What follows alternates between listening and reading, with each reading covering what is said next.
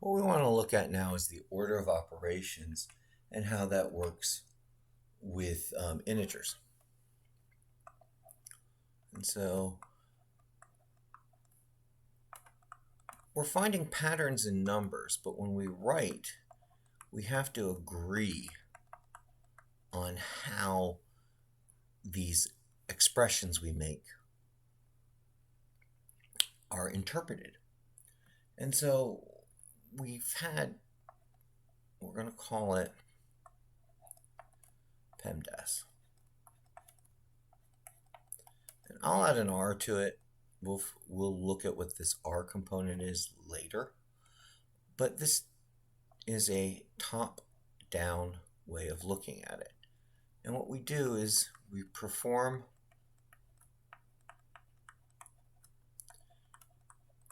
everything in parentheses, brackets, or grouping symbols.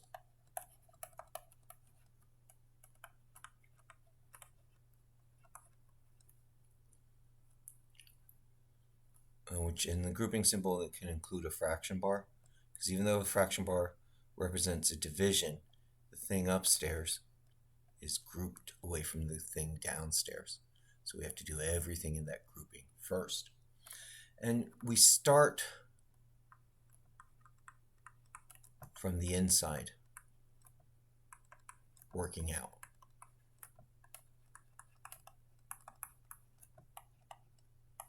So if I have two grouping symbols, let's say I have some addition in here and some addition in here, I do what's in here first, and then I do the bigger grouping symbol next. So we work from the inside out. And the idea of these grouping symbols is we can kind of think of them as a bucket. And what's inside the bucket, we have to figure out, but the bucket carries the whole quantity. Whatever we've done in here gets carried around by this thing. So it's a way of saying treat all the weird, 3x plus 4, treat this as one number, and then do something else to it. Right, so you do the grouping symbols first, and then you work your way out. Then you evaluate exponents.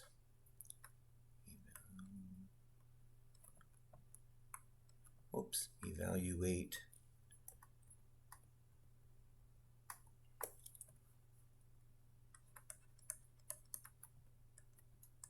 exponents or powers,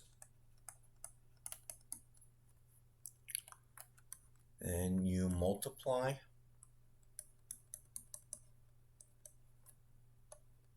or divide going left to right.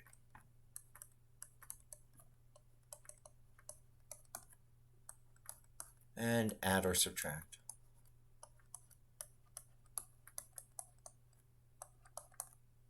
Left to right. And that's why when I list it here, I put multiply and divide, add and subtract on the same level because they're equal. I think we can see, and we'll learn how we can turn divisions into multiplications. We already learned that we can take a subtraction and make it an addition of its opposite. So in a way, addition and subtraction are the same thing, or two sides of the same coin if we want a phrase for it. And so this lets us agree upon how things would work. So for example, I could have -8 times the quantity 3 divided by -4. Because the fraction bar separates this into two things, right? This fraction bar is like a grouping symbol. I will have to do everything upstairs first. So -8 times 3 is -24. And then I'm going to divide that by -4. A negative divided by a negative will be positive, and 24 divided by 4 is 6. I'm going to do some more examples of this.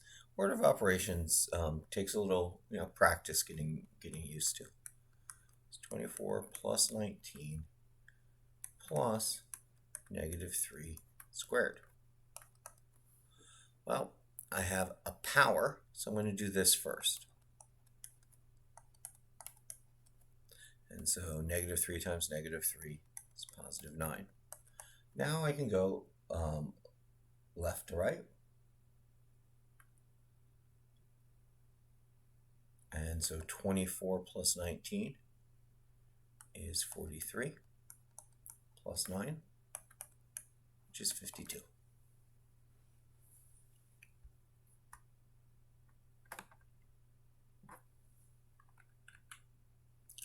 Well, I can really put together many different combinations. And how these things pop up.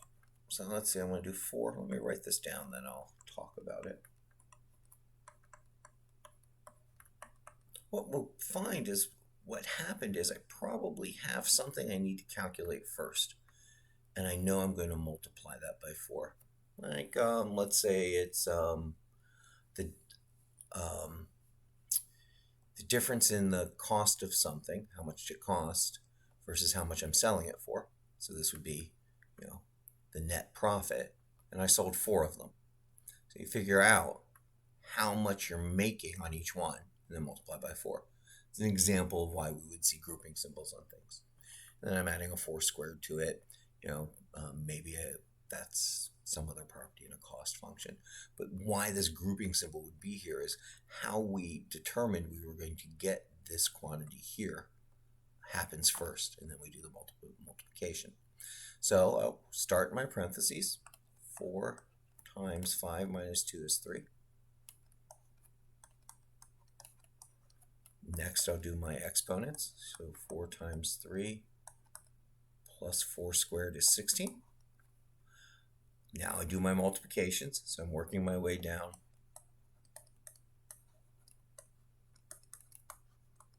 Working my way down, did my parentheses, did my exponents. Now I'll do my multiplications. So there's 12 plus 16. Oops. I said 16, but I wrote 12 again. And when I add these, I get 28. And all the rules and the operations we've done continue to hold.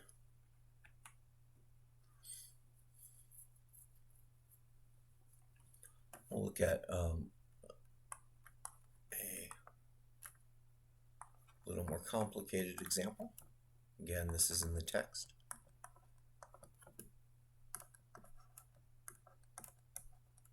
And I'll write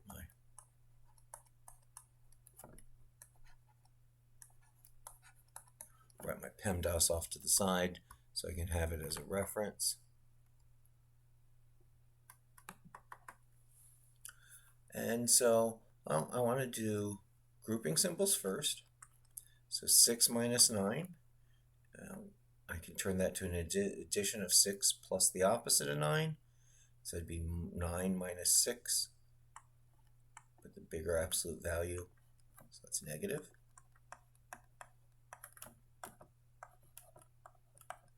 And then I'll note that exponents and roots are of equal value. So I did my parentheses, now I want to do my roots.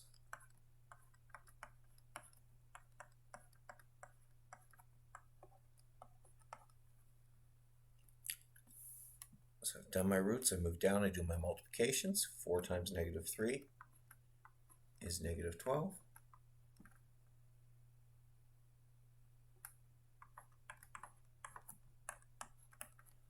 Negative 12 plus minus 6, they're both the same sign, so I add the absolute values, keep the sign. And I'll change this to an addition of the opposite, so negative 18 plus negative 7, or negative 25.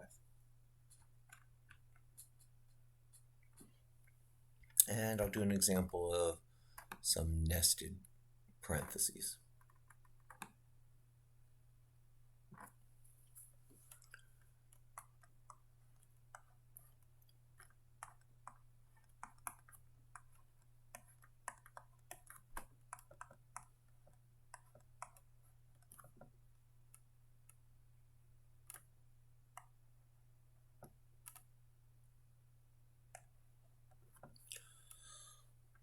So I start on the innermost parenthesis. So I will do what's inside this inner parenthesis. -4 plus 5 is a +1. Now I'm inside this parenthesis, so the multiplication has to happen first.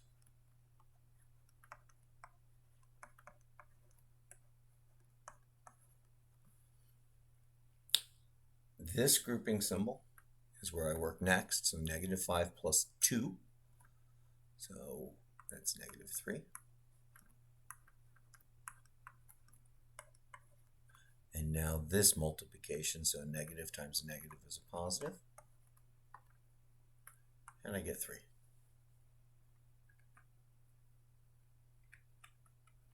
And even when we do variable replacement, the order of operations still holds. So let me come up here and clear this.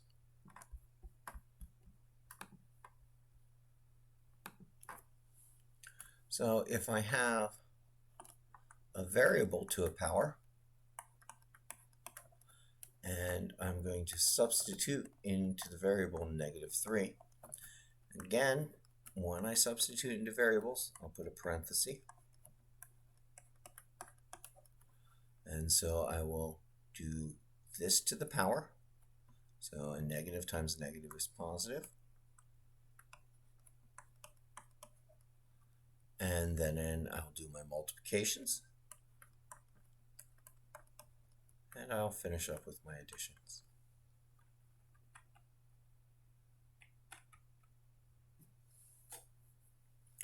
And this is how we use the order of operations to consistently get the same results. We communicate what we're doing, and we use grouping symbols and the order of operations to make sure we're consistently getting the same thing.